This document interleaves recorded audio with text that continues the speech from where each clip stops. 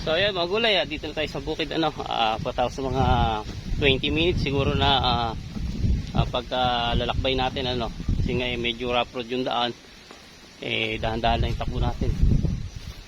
So bali ngayon mag-harvest tayo ng gulay, So tingnan ko lang kung makakatanim din ako ng kamote, kasi walang ulan pero palagay ko mabubuhay naman yung kamote kasi sa ganda ng yung kinama ko nung isang araw.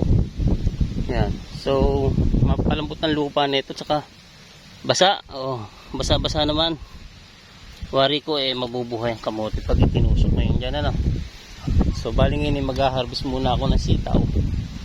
Yan, mukhang marami akong ma-harvest na sitaw ngayon, Yan. Kasi marami akong nakita naglawit-lawit So ito, pagganda ng pagkakadali ko rito nung yan. Tatanim ako na ng kamote ngayon yan. So mukhang medyo may bunga. Ito yung kamoting itatanim ko mga gulay. Ito. Yan. Kulay orange yung variety niyan. Kulay orange, medyo malago na. Marami-rami doon. Tapos sitaw yan.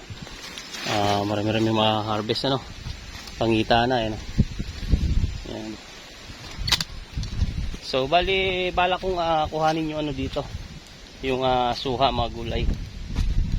Ito yung aking suha rito na minarkot nagsuwi na sa loob.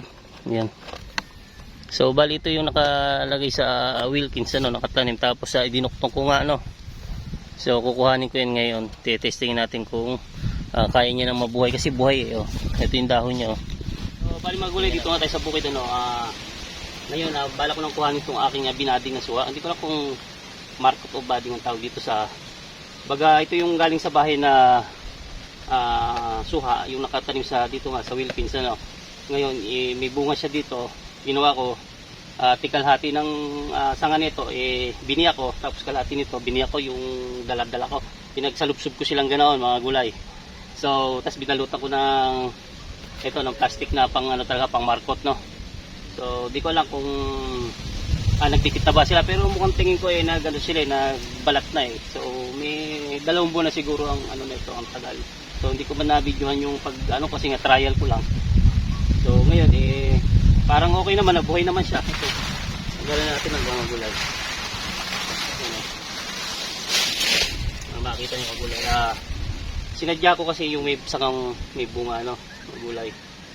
Nang sa ganun pagkuha ko na itong ng sanga niya may kasamang bunga So mukhang buhay naman yung sanga, kasi nung isang araw nung 2 weeks na yata nung binalatan ko itong sanga na to, para dito na siya kumuha ng suporta dito sa Wilkins na puno yung tinanim ko. So ngayon ipuputulin ko mga gulay.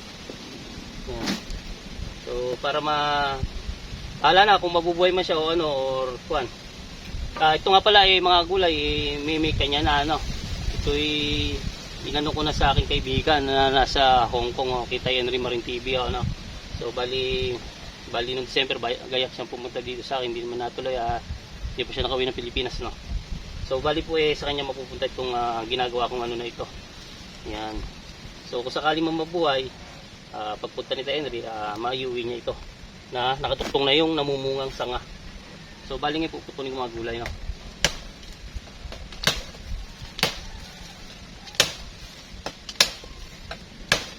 So yun nga pala nakatikim nitong suha ko. Paki-comment naman kung ano ba sa niyo yung lasa, kung baka sabihin ng iba na niloloko ko lang yung masarap. So kayo makapagpatunay niya yung nakatikim na nitong suha ko sigurado mo napapanood niyo itong video ko mga gulay. Paki-comment na lang, at saka yung malapit sa akin kung may gusto ng variety nito. Meron ako sa bahay na 5 puno na sumibol, ganito ng kalalaki Ito, ganyan ng kalalaki. Yung malapit na sa akin, yung kung gustong kuhanin, nandun lang sa bahay. Yung mga gulay. So, malapit lang. So, yung malayo, bahala na kayo kung gusto nyo sadyain sa akin. Meron doon sa bahay. Sa ngayon, kung sino na yung mauna daw sa 5 puno, sa kanya mapupunta yun. Ay, nabali yata. Hindi niya kaya yung bunga. Biglang angat kasi no. Sana hindi magpa-damage no. So sana mabuhay, magulay. Ito ang mahirap sa gantong dinudok. Ayun! Hinog na kasi mga gulay, hinog na. Yan. Natira pa mga, ayun! Sus, nakaubos na. Sabihin, harvest. Hinog na. Bali nung New Year pa sana ito mga gulay eh. Yan. So hindi niya kaya no. Hindi ko maiuwi sa bahay pala ito nang may bunga. Itong iisa na lang. Tapos, ang idinukpong ko ito. So ito pwede kong iwanan, tanggalin na to. Ang dinukpong ko talaga ito, yung dalawang bunga lang. Yung isang bunga hindi kasama ito eh. Pagpaklas mo. Mahirap naman kasing talupan mga gulay. Hindi, tatanggalin ko na to. Pampabigat to. Ito na lang ititira ko. Yung natural na ano niya. Isang bunga ano mga gulay. Pag nakalog no.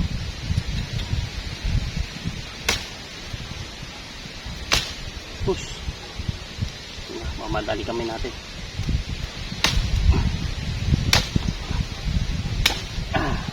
Wala na to. Tapo na to. Kasi ito naman talaga yung dinukong natin. Itong sangtong yung may bunga.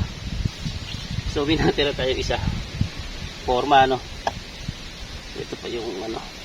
Kaya magulay. Ang ganda ng posisyon niya. May bunga. Ayan o. Bata pa yung suha ko. May bunga na. Ayan, yun yung ano niya, yung pagkakadoktong niya. Ayan, may bunga. Sayang yung isa dito nalaglag. Hinog na kasi. Ayan. Sana mabuhay natin tong yung puno niya talaga, variety talaga nitong suha nito. Ayan. Sana mabuhay ano. So ito yung kay Henry, may suha na siya na mamumunga na. Kasi matured na itong dinuktong natin. Ito yung pagkakadoktong niya mga gulay. Sa tingin ko nag-ano na siya, halanganin mo kasing balatan, baka mapuspon yung pag-ano niya.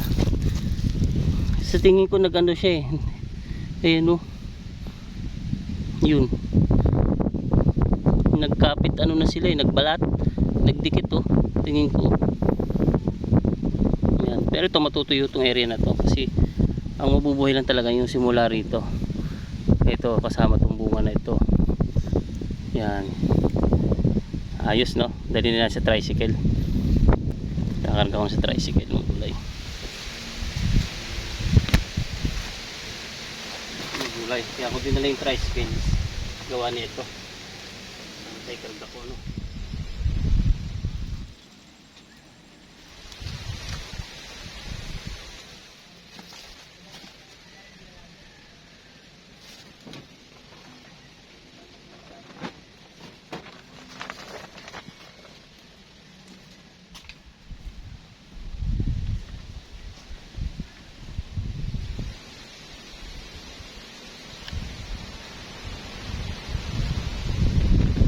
Yan.